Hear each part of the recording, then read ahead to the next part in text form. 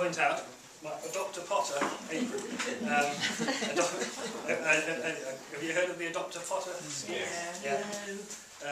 Lisa Hammond set up a charity, the Dr. Potter charity, which basically funds apprentices to go work with potters. And the Dr. Potter apron. Always made my little paws look so good.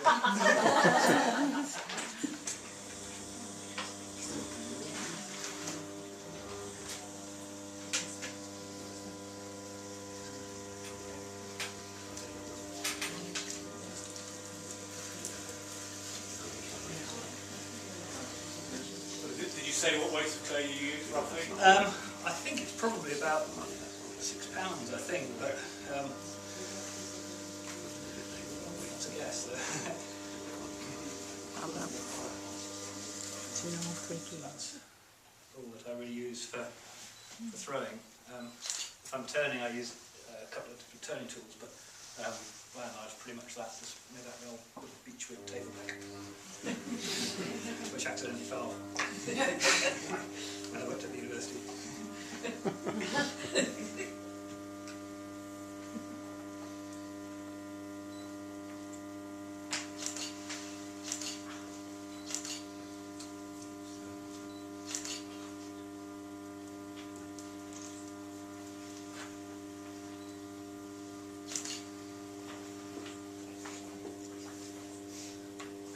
One of the things I am very lucky to have is a great network of potters locally as well. We've got some amazing potters in Devon. There's Sven's down there, and Clive. And years ago, well, in fact, earlier this year, in fact, I helped Sven fire his kiln. So we I haven't fired Clive's for a long time, but I used to do a lot of kiln firings up at Clive's. So obviously, he's been a big influence on what I do.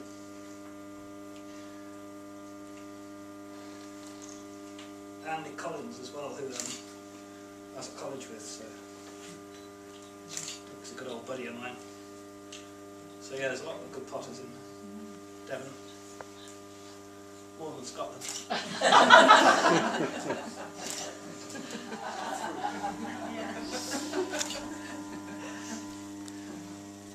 She loves my shed. It's the clay, she's after me for my body normally.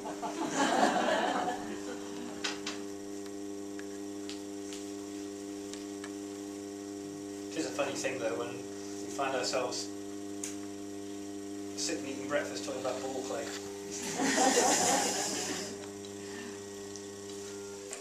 Such a strange obsession, isn't it? Ceramics and clay, when once you've got it, there's nothing you can do about it, is it? It gets under your skin.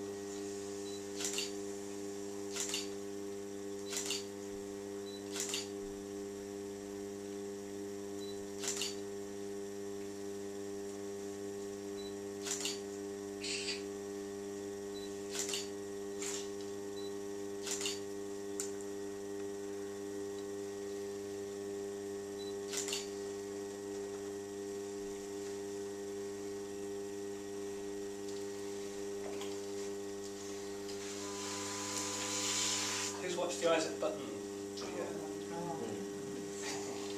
Yeah, it's depressing, isn't it? Just amazing. Is that his wife that hands him the... takes them away? Yeah? It's like he just sits there and it gets handed round. That's a good idea. Tell Hannah that.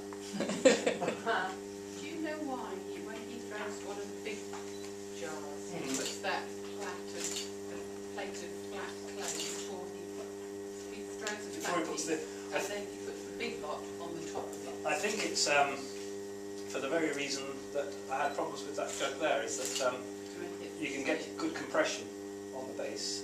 And if you don't get enough compression on the base, and it's liable to crack, to S-crack. And so I think he throws the base first, gets plenty of compression on it, and then sticks a lot of the clay on top, and it stops them from cracking. Perhaps that's why medieval people. Which is quite tricky. It's a rather good pot now.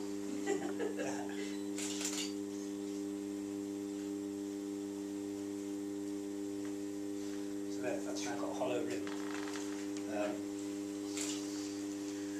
Trap wind.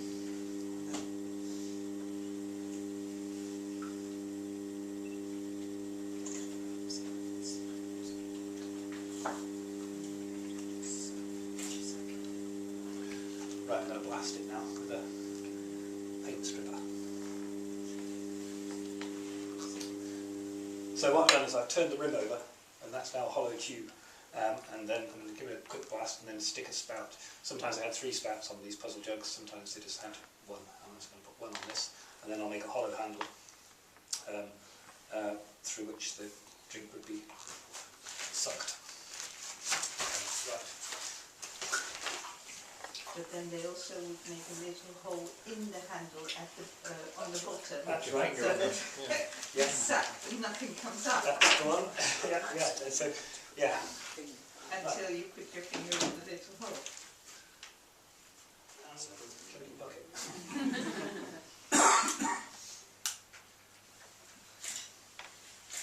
But because all the pulling actions like that, like the same on these old jugs, there are microscopic lines when the hand's done that, and they're almost like little speed stripes which give the handle a dynamic. And yeah, there's something marvellous about that. Somebody's handprints there, frozen in time forever. There's a little secret hole underneath the handle, and if you didn't know about that, you couldn't create the siphon, so therefore you'd be going, and nothing had come out. And they used to use them as a kind of a betting game. They'd have little poems on the front, things like, within this jug there is good liquor, fit for parson and for vicar, but to drink and not to spill will take the utmost of your skill. That's a Devon one. And I remember seeing I think it was a Halifax one from Yorkshire anyway, and it says, puzzle, one now gets it, it's good.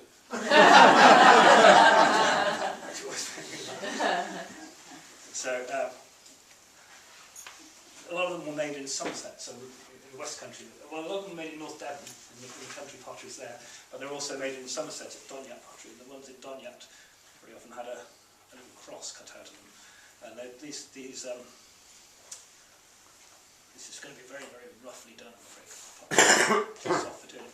But they would have holes cut in the neck, so that it was seemingly impossible to get the liquid out of the pot.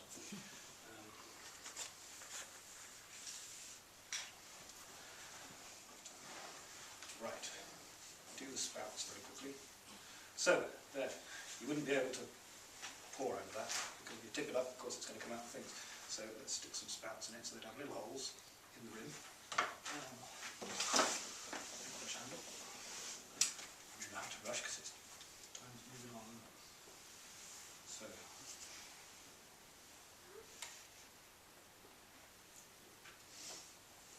sometimes the spouts will be thrown, and quite fancy. Sometimes they're just simply, a lot of the old Somerset ones, they're just simply a piece of clay like this, hollowed out with a stick.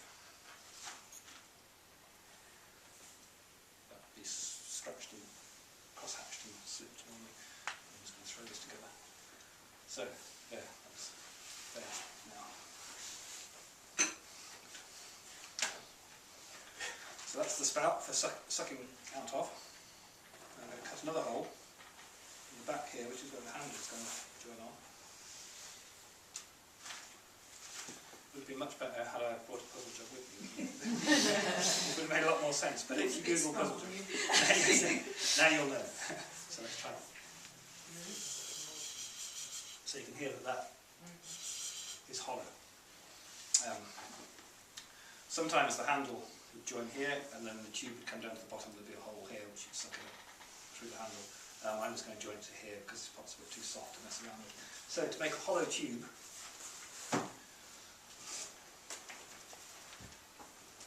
just a sausage of clay, into which you shove a stick.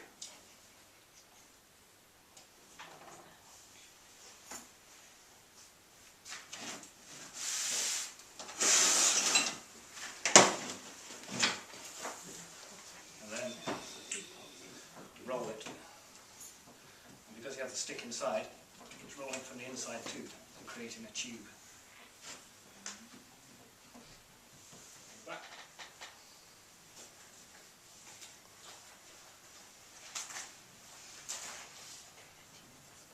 This is really flung together. Not very long. There's a couple of other things I want to show you, so I'm going to really throw this together. There we go. Little hole underneath the handle to create the siphon.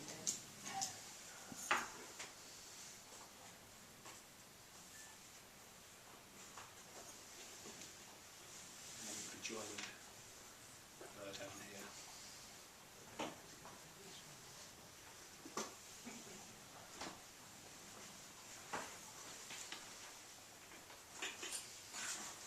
Is the little hole in the rim or the hand? The little hole is underneath the handle here. Oh yes. Um, There. just In the handle. underneath the handle here. Yeah. So, this is really flung together. Obviously I wouldn't make one of those in a short amount of time. That's thrown together. So you would suck through here, nothing would happen.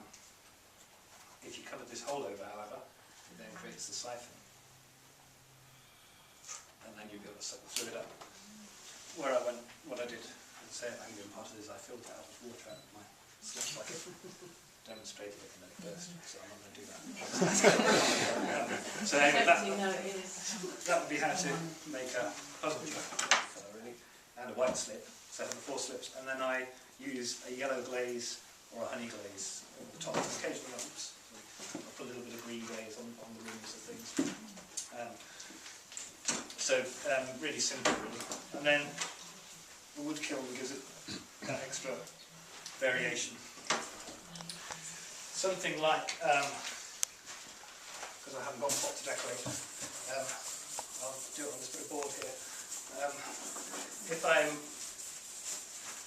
drawing on pots, I do like to have a bit of a warm up on a bit of melamine, just so it gets things loosened up. So if I were doing something like that, I would use, I've got it here, I've got these little, it's just like a little rubber stylus thing. I think they're a modelling tool really, but they're fantastic for drawing through slips. So if I were to, so that was that jug there. I might use rubber cones and things like that. So Clive uses a lot of these rubber cones. You see him use a lot of them. So I might sort of loosen up on a piece of board like this, just to work out designs. It's a shame that I haven't got some pots here to decorate like this, but that gives you the idea of what it's like with a bit sleep in 3 dimensions. But it's so much easier doing on here than it is on there.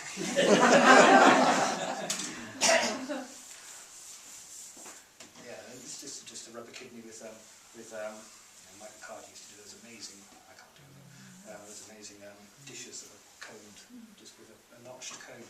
It's one of my favourite designs. I it's kind of top Michael Cardi really is how I do it. It's just a bird looking backwards. Oops, over its shoulder. I haven't used these in ages, so I thought they're probably going up and left the wing next. So it's not going to work. Yeah, it's nothing coming out of these, just doing a drawing.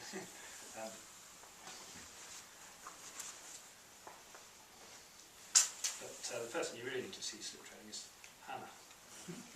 She's very good at it.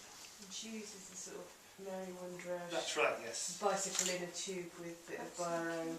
Yeah, and a cork, yeah. I can't get on with them because I like to be sloppy. So that's just it's a different way that we would work. I work in a really messy, sloppy way, and she works in a very neat and tidy way, which I'm sure is going to make life interesting. Those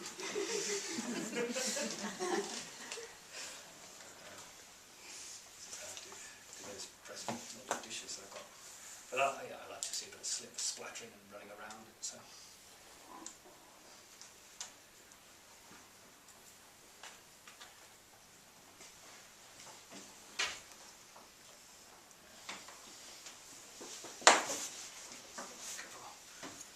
This is the clay. Oops, this is the clay out of the field. It's a lovely colour.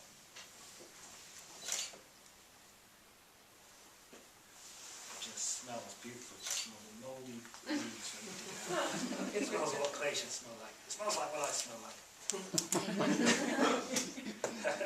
After living in my shed, bathing in a plastic tub. You don't know this stuff, do you? Right, there we go. So,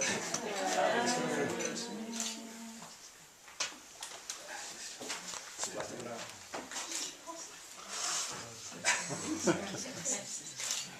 Thank you.